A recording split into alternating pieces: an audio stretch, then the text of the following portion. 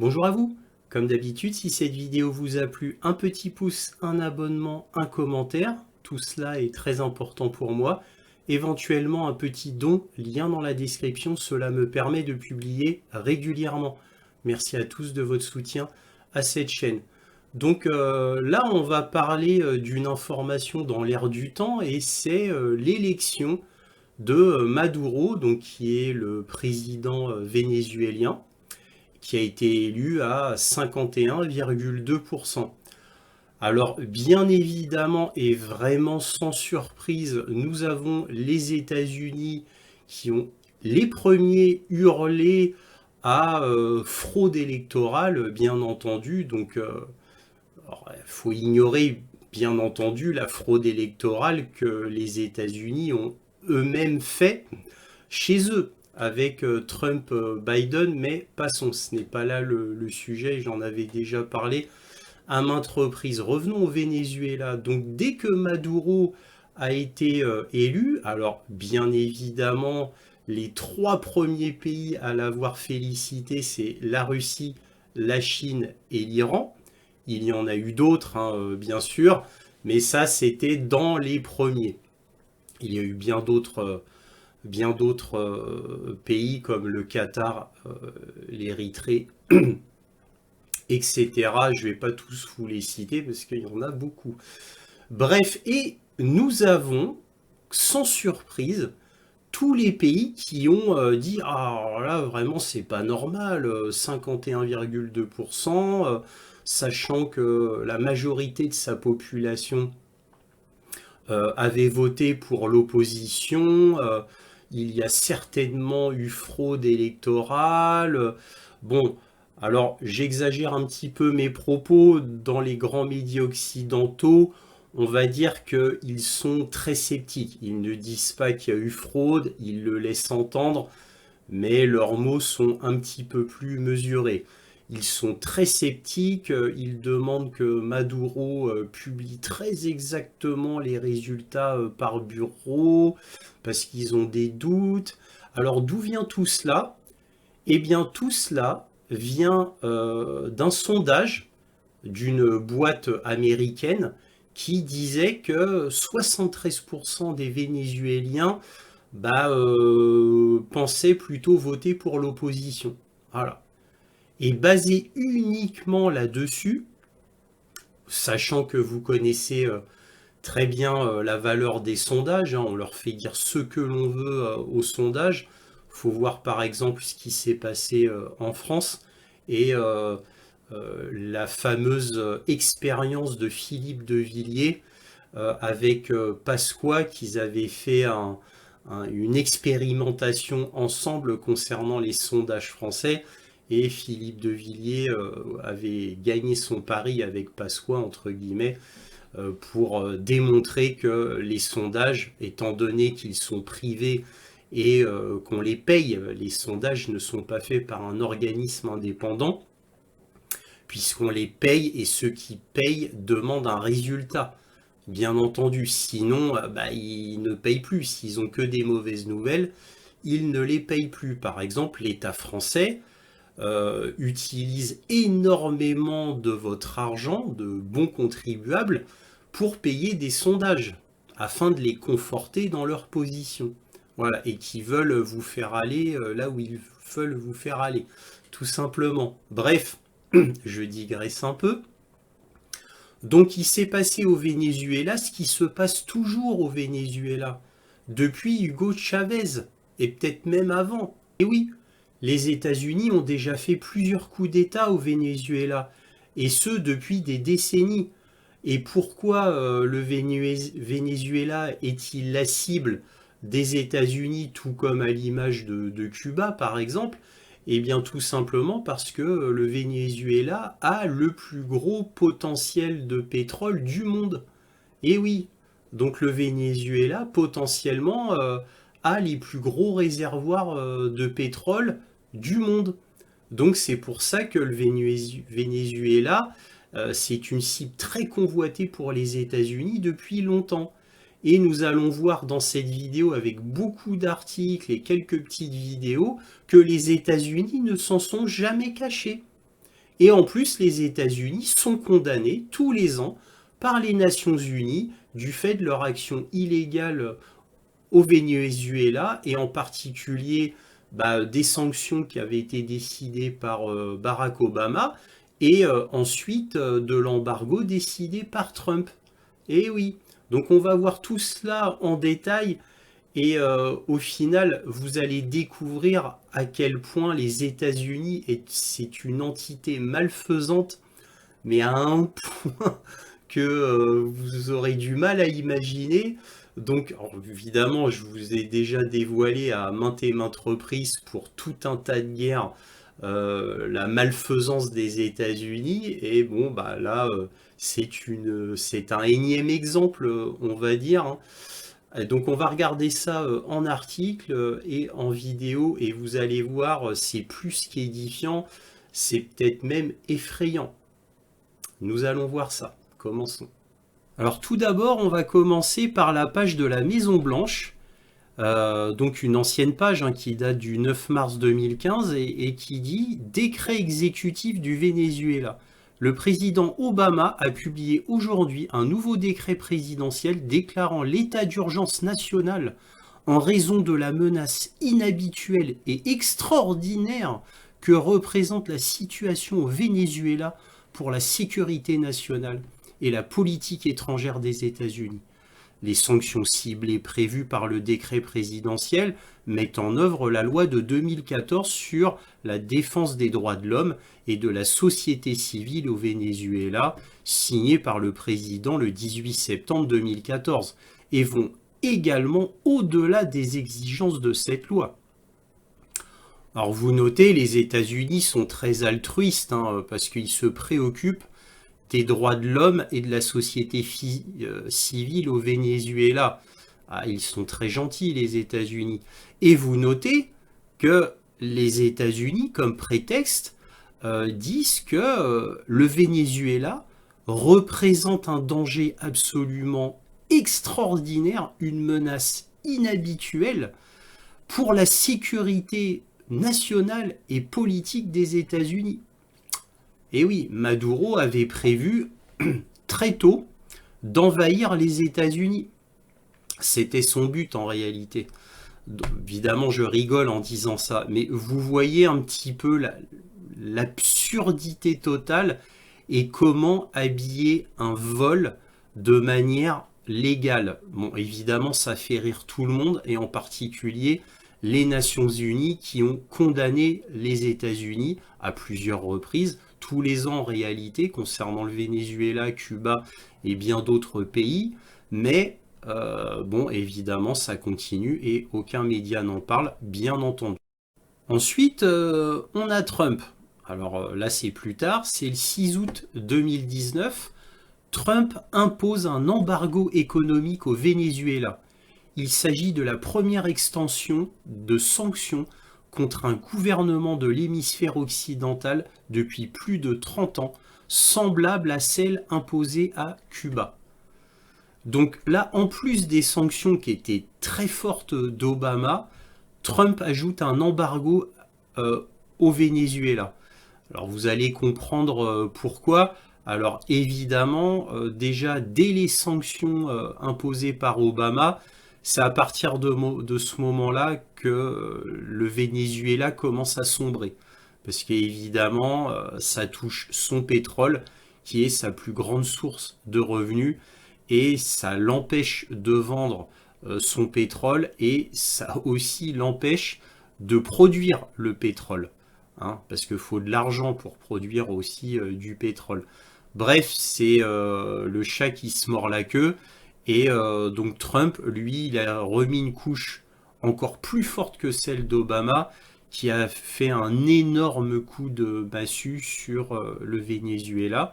Ils ont fait avec le Venezuela exactement ce qu'ils ont fait avec Cuba.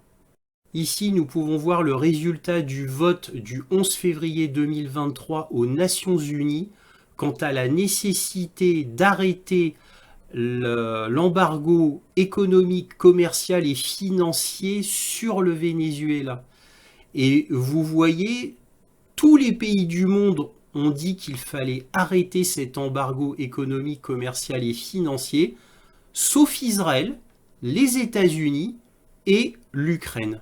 Voilà, l'Ukraine qui s'est abstenue, bien évidemment. Le monde entier, à part les États-Unis, Israël, tiens, et l'Ukraine, oh, quelle surprise! On dit il faut arrêter cet embargo contre le Venezuela, embargo américain. Eh bien, ça continue toujours, bien sûr. Et avez-vous entendu parler de ce vote dans les médias aux Nations Unies concernant l'embargo contre le Venezuela? Non, bien entendu, car cela montrerait qu'Israël, les États-Unis et l'Ukraine veulent continuer cet embargo inique et inhumain, qui fait évidemment des morts côté vénézuélien, du fait des manques de médicaments, la précarité, la faim, etc. Et voilà. Donc c'est toujours la même chose. Et même, saviez-vous que Barack Obama avait fait des sanctions contre le Venezuela dès 2015 et que Trump avait fait un embargo en 2019? Le saviez-vous? Je ne le crois pas. En tout cas, ça c'est des infos qui sont bien entendu jamais montrées à la télé parce que imaginez qu'est-ce que cela donnerait quant à la réputation d'Israël, des États-Unis et de l'Ukraine. Bon, vous allez me dire, ça changerait pas grand-chose de nos jours. Mais bon, c'est comme ça. Là maintenant, on va parler des coups d'État américains les plus connus. On va pas tous les citer, mais tout du moins les plus connus. Et on va commencer avec un article de The Guardian qui remonte au 21 avril 2002, donc il a plus de 22 ans. Et que lit-on? Le coup d'État au Venezuela lié à l'équipe Bush. Les spécialistes des guerres sales des années 80 ont encouragé les comploteurs qui ont tenté de renverser le président Chavez. Ouais, encourager les comploteurs. On va voir que les comploteurs, ce sont les Américains, pour une fois. Et oui, la liberté de parole en 2002, elle était infiniment plus grande que maintenant. Donc là, les comploteurs, là, c'est du côté américain, là.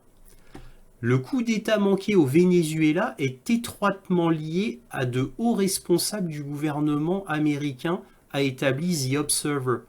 Ils ont une longue histoire avec les guerres sales des années 80 et des liens avec les escadrons de la mort qui opéraient en Amérique centrale à cette époque.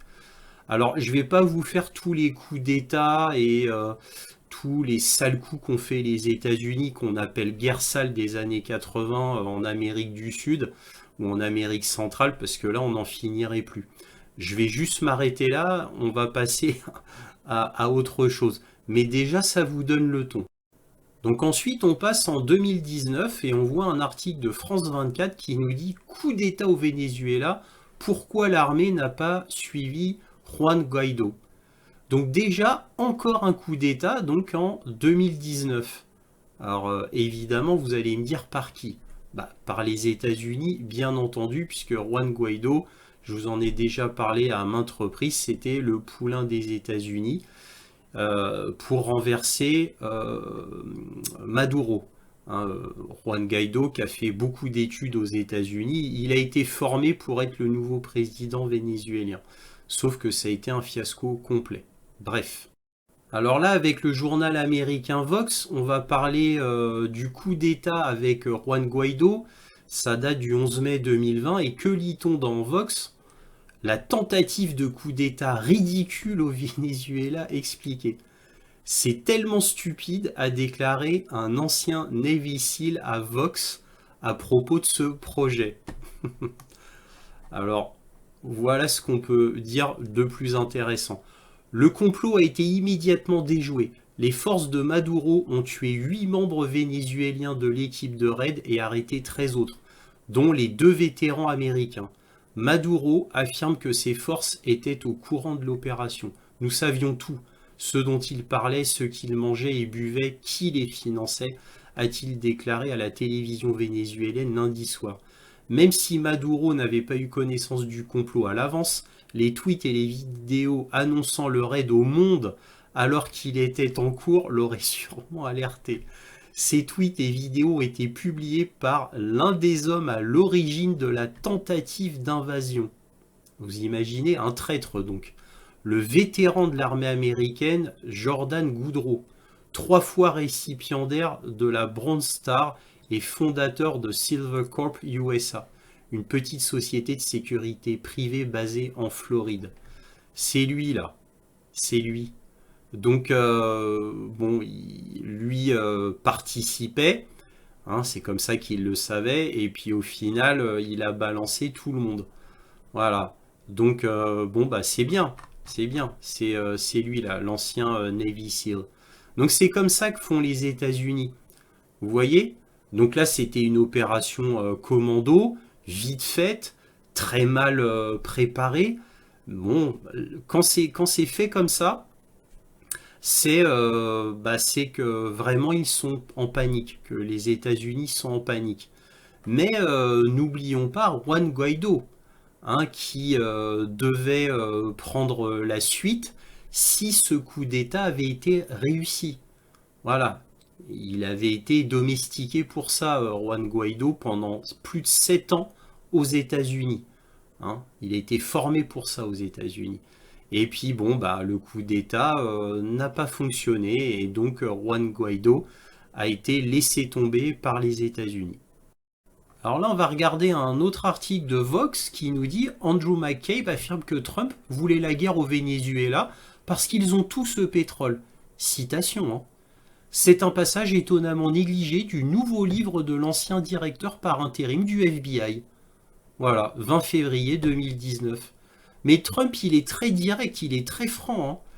Parce que dans le bureau ovale, il avait été interrogé, d'ailleurs la vidéo, elle est très populaire sur YouTube, vous la retrouverez facilement, où vous voyez Trump face à un journaliste qui lui demande bah, pourquoi le pétrole au Venezuela, ça vous intéresse? Ah bah oui, nous, on voit qu'il y a beaucoup de pétrole au Venezuela et nous, on veut s'emparer du pétrole au Venezuela, mais aussi du pétrole en Syrie. Et Trump le dit très librement, comme ça. Il le dit très librement. Et les vidéos de ces interviews sont sur YouTube. Voilà, tout le monde peut les voir. Ça en dit long quand même sur Washington. Alors là, maintenant, on va regarder un article de The Grey Zone, le plus grand journal américain dissident des États-Unis. Donc c'est l'équivalent de Fox News, mais pour Internet. Je suis toujours perpétuellement étonné que ce site, qui est là depuis des années, n'ait pas été supprimé. Cela dit, The Grey Zone a un tel retentissement international que son directeur, qui s'appelle Max Blumenthal, a quand même été aux Nations Unies pour faire un témoignage contre l'Ukraine et les États-Unis. Donc il a parlé quand même en tant que témoin devant les pays du monde entier aux Nations Unies. Et je vous avais montré la vidéo, hein. J'ai fait une vidéo hein, là-dessus. Donc ce n'est pas n'importe qui. Et le journal est un journal de réputation internationale absolument énorme. Et que lit-on? Au 29 janvier 2019, la création de Juan Guaido. Comment le laboratoire de changement de régime américain a créé le chef du coup d'État vénézuélien. Juan Guaido est le fruit d'une décennie de travail supervisé par les élites de Washington en matière de changement de régime.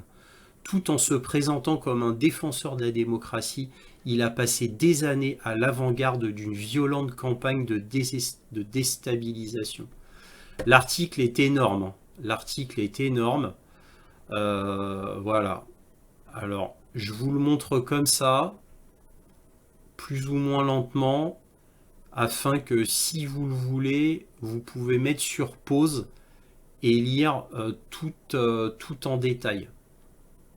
Voilà, je passe, comme ça vous mettez sur pause et vous pourrez le lire si vous le voulez. C'est absolument édifiant. Édifiant.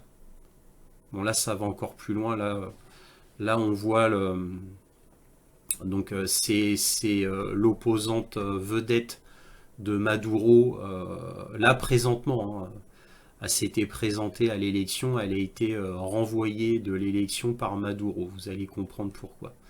Alors là, on va écouter et voir John Bolton qui travaillait pour Trump. Après, il y a eu Mike Pompeo, mais bon, à ce moment-là, c'était John Bolton, un fou de guerre. Et d'ailleurs, un des architectes de la guerre en Irak. Hein. C'est lui qui a poussé aussi pour que les États-Unis fassent la guerre en Irak. Voilà, avec bien d'autres. Hein. Il y avait Condoleezza Rice, Dick Cheney, etc. Voilà, les vedettes de l'époque. Mais bon, on va l'écouter, regardez bien les sous-titres si vous ne maîtrisez pas l'anglais, c'est absolument énorme. The oil assets, that's the single most important income stream to the government of Venezuela. We're looking at what to do to that. We're in conversation with major American companies now that are either in Venezuela or in the case of Citgo here in the United States. It'll make a big difference to the United States economically if we could have American oil companies really invest in and produce the oil capabilities in Venezuela. Alors là, sur le site de la Maison Blanche, on peut voir que les États-Unis soutiennent le président par intérim Guaido et la liberté du Venezuela. Donc ça, c'était à l'époque, là, 5 février 2020. Alors évidemment, nulle surprise, hein, nous avons toujours su que les Américains, en premier lieu, se préoccupaient de la liberté du Venezuela.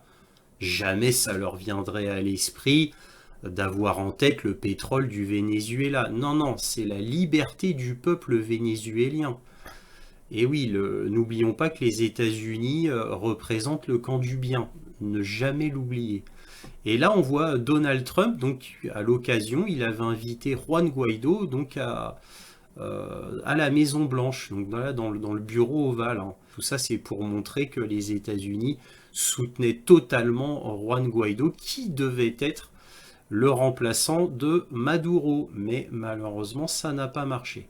Le journal Univision News nous dit « Les États-Unis resserrent la vis contre Maduro au Venezuela avec des sanctions bancaires. » Et alors là, attention, accrochez-vous bien. Un responsable américain, c'est lui, John Bolton à l'époque, affirme que les sanctions cumulatives placent le Venezuela dans une poigne de type Dark Vador, autour de la gorge. Ces nouvelles sanctions font suite à l'arrestation jeudi du chef de cabinet du président par intérim Juan Guaido. Vous imaginez un petit peu les références? C'est-à-dire que, en gros, les États-Unis, via John Bolton, se placent très bien dans la peau de Dark Vador. Voilà. Donc, c'est en train de faire un étranglement. Là, étrangler le pays.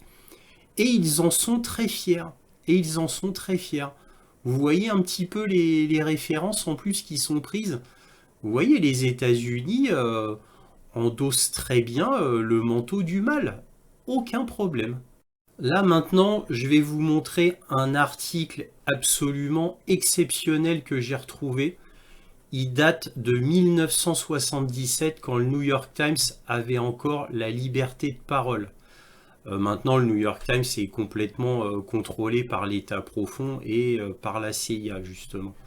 Mais à l'époque, beaucoup moins, voire pas du tout. Et que lit-on? Réseau mondial de propagande construit par la CIA. Vous imaginez un peu? Alors, vous vous doutez que l'article est immense. Je ne vais pas tout vous lire. L'article est absolument énorme. Ça vous montre le réseau mondial de propagande construit par la CIA depuis 1961. Vous imaginez? Au niveau mondial, 1954. C'est là que ça a commencé pour les États-Unis. C'est devenu mondial en 1961. C'est énorme. Cet article est super. Donc vraiment, réseau mondial de propagande, comme c'est pas le but de cette vidéo, je vais juste vous lire quelques extraits. Dans ses efforts persistants pour influencer l'opinion mondiale, la CIA a pu faire appel à un réseau distinct et beaucoup plus étendu de journaux, de services d'information, de magazines, de maisons d'édition, de stations de radiodiffusion et d'autres entités sur lesquelles elle a, à divers moments, exercé un certain contrôle. La CIA, façonneur secret de l'opinion publique, deuxième volet d'une série. L'empire des communications était à son apogée, englobant plus de 1000 organisations et individus de presse et d'information publique. Selon un responsable de la CIA, leur importance variait de Radio Free Europe. Vous imaginez Radio Free Europe? Déjà, c'est l'organe de propagande de l'Union européenne. Déjà à cette époque, ça existait. Vous imaginez à quel point cette entité est vieille, puisque je vous en parle presque tout le temps dans les points sur l'Ukraine. Vous imaginez un peu cet outil-là, hein? Bah, on sait que c'est la CIA. Voilà. Voilà. Évident. Bon, bref, Radio Free Europe a un type de troisième plan à Quito qui pouvait obtenir quelque chose dans le journal local.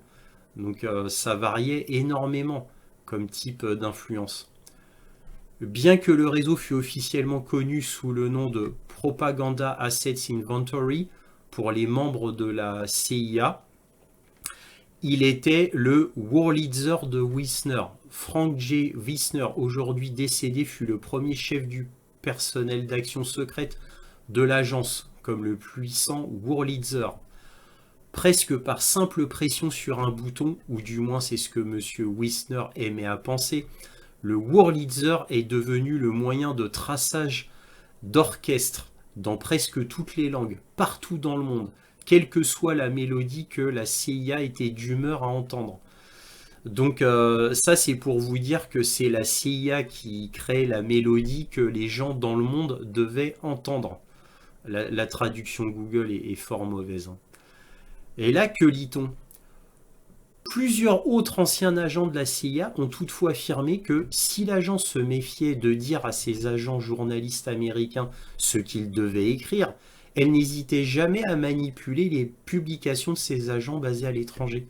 Parmi ces derniers figuraient un certain nombre de publications en anglais, lues régulièrement par des correspondants américains à l'étranger et par des reporters et des rédacteurs en chef aux États-Unis. La plupart des anciens officiers ont déclaré qu'ils étaient inquiets, mais impuissants face au potentiel retour de bâton. La possibilité que la propagande de la CIA filtrée par ses actifs, dont une partie est volontairement trompeuse ou carrément fausse, puisse être reprise par des journalistes américains à l'étranger et incluse dans leurs dépêches à leurs publications dans leur pays. Le fil conducteur entre la CIA et ses outils de propagande était l'argent. Et l'argent permettait souvent d'acquérir un certain contrôle éditorial, voire un contrôle total. Dans certains cas, la CIA a simplement créé un journal ou un service d'information et a payé les factures par l'intermédiaire d'une société fictive. Dans d'autres cas, l'agence a fourni directement ou indirectement des capitaux à un entrepreneur ou est apparu au bon moment pour renflouer une organisation en difficulté financière. Donc la CIA, bien sûr, non seulement utilisait son influence, mais aussi son pouvoir financier pour créer des journaux, tout simplement, des médias à partir de rien, et les détruisait quand cela n'était plus nécessaire. Donc vous voyez cet article du 26 décembre 1977 est primordial et image bien ce qu'il se passe au Venezuela, mais dans le monde entier, en Ukraine, à Hong Kong, ce qui s'était passé en Irak, en Libye, en Syrie, les révolutions de couleur, voilà, en Tunisie, etc., etc. C'est toujours la CIA. La CIA dont le premier cas d'école connu, c'est le renversement de Mossadegh en Iran en 1953, qui est absolument un cas d'école, puisque les agents de la CIA, dans la foule, ne se cachaient pas.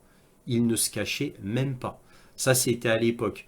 Quand ils ont vu que ça craignait quand même beaucoup trop, parce que là, on disait, mais c'est la CIA, eh bien, ils ont changé du tout au tout. En 1983, Ronald Reagan a décidé de créer le National Endowment for Democracy, qui permettait de faire tomber les régimes qui ne leur plaisaient pas, en créant un parti d'opposition de toutes pièces, en créant des émeutes et des manifestations de toutes pièces, par la CIA via sa filiale du National Endowment for Democracy qui permettait de cacher le bras armé de la CIA.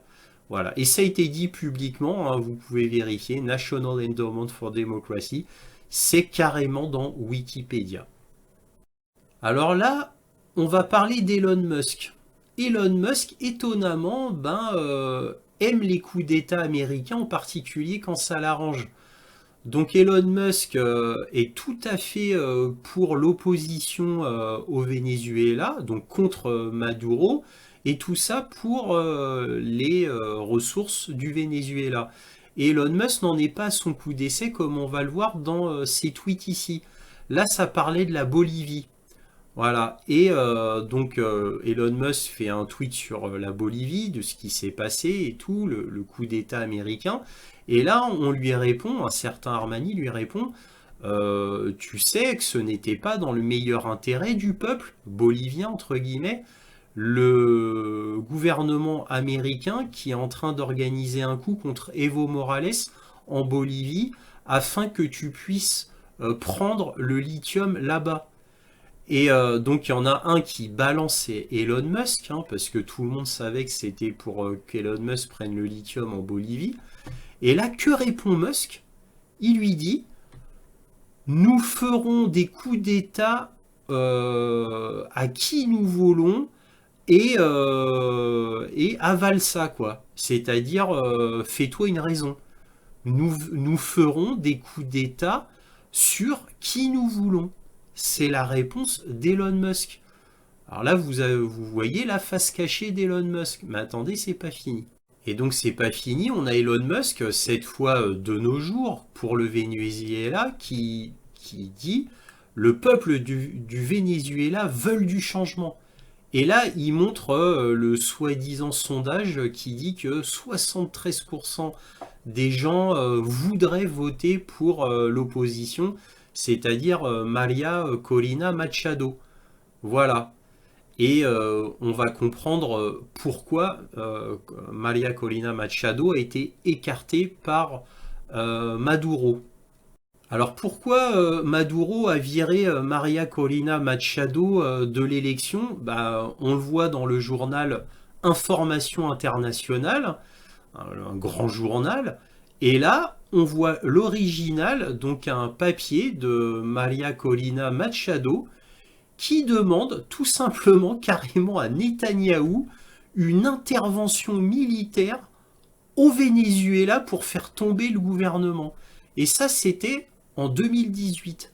En 2018, elle demande à Netanyahou, à Israël, une intervention militaire. Et vous allez comprendre pourquoi après, comment ça se fait que Malina est en cheville avec Israël. En gros, on apprend plus tard qu'en fait, elle a toujours travaillé pour Israël, que c'est une sioniste fanatique, et qu'en fait, elle avait des liens avec Israël pour faire entrer le Mossad au Venezuela. Exactement comme a fait Javier Milei en Argentine. Puisque Javier Milei, dès qu'il est arrivé au pouvoir, il a demandé au Mossad de s'occuper de la sécurité du pays. Avec les États-Unis, bien sûr. Hein. C'est pour vous dire que Javier Milei d'Argentine est un pantin total des États-Unis et les États-Unis lui ont dit pour faire pénétrer le Mossad en Amérique du Sud, tu vas dire que le Mossad va s'occuper de la sécurité de l'Argentine au niveau de la sécurité intérieure. Vous voyez un petit peu comment les États-Unis contrôlent leurs satellites.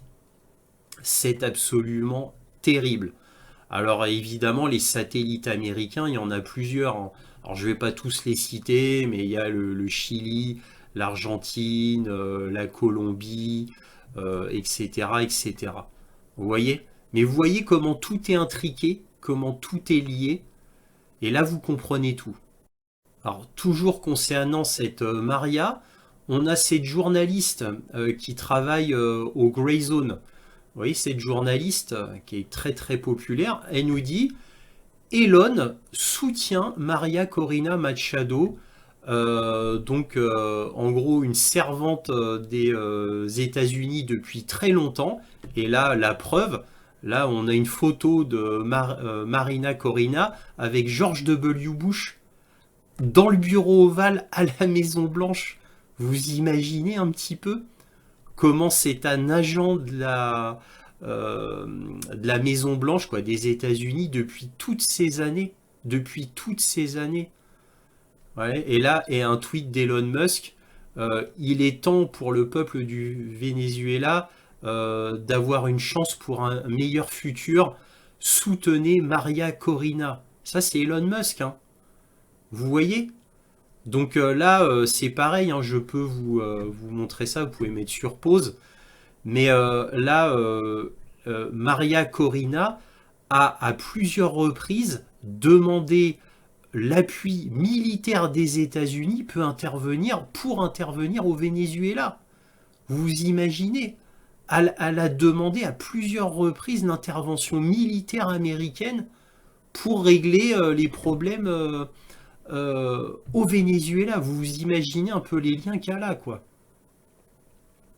Là, c'est un autre tweet de Maria Corina qui disait plus récemment, dans 2019 à la BBC, Madame Machado avait appelé les démocraties occidentales à comprendre que Monsieur Maduro ne partira du pouvoir que si on lui fait des menaces très fortes, c'est-à-dire en utilisant la force.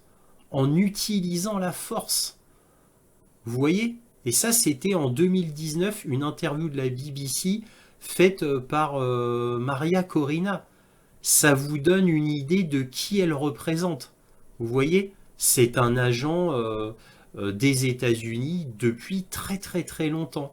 Et là, maintenant, vous avez toutes les pièces du puzzle et vous comprenez tout ce qui se passe au Venezuela. Alors là, je fais une petite digression avec un journal argentin très intéressant pour vous montrer les liens de l'Argentine, de Javier Milei et de la CIA et du Mossad. Et là, que nous dit ce journal? À quoi ressemblent les services secrets de Milei? Les affaires internes acharnées de l'AFI et le rôle de la CIA et du Mossad. Soumission aux États-Unis et à Israël. Le rôle de Nicolas Posse, la tâche de son subordonné Sylvestre Sivori et les disputes silencieuses avec Patricia Bullrich et Victoria Villarreal. Bon, ça, c'est des affaires internes, mais soumission aux États-Unis et à Israël. Vous voyez? Donc là, c'est Nicolas Posse, le chef d'état-major argentin, et William Burns, le chef de la CIA. Et là, que lit-on? Tout le pouvoir à la CIA nord-américaine et en matière de terrorisme au Mossad israélien. C'est le résumé des instructions que le président Javier Milei a donné à son ami et homme de confiance, Nicolas Posse, chef d'état-major, pour qu'il s'adresse à l'Agence fédérale de renseignement, AFI, ça c'est argentin. Vous imaginez un peu? Et cette Maria là qu'on a vue précédemment, c'est pareil. Si elle avait été élue, elle aurait fait comme Javier Milei. Donc vous voyez les liens, les liens. Donc Javier Milei, agent de Washington, et c'est la Maria, pareil, exactement pareil. Sauf qu'en Argentine, ça a réussi, au Venezuela, ça a échoué.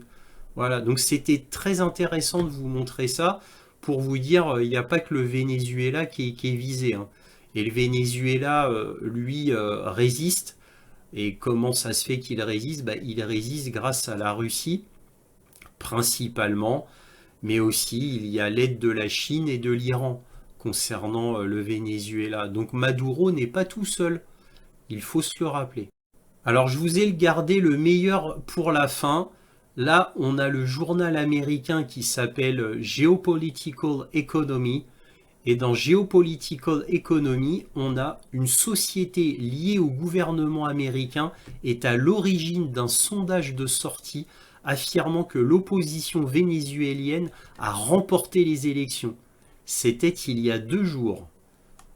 L'opposition vénézuélienne et les médias américains affirment qu'il y a eu fraude lors de l'élection du 28 juillet en se basant sur un sondage de sortie réalisé par la société Edison Research liée au gouvernement américain qui travaille avec les organes de propagande de l'État américain liés à la CIA et qui était active en Ukraine, en Géorgie et en Irak.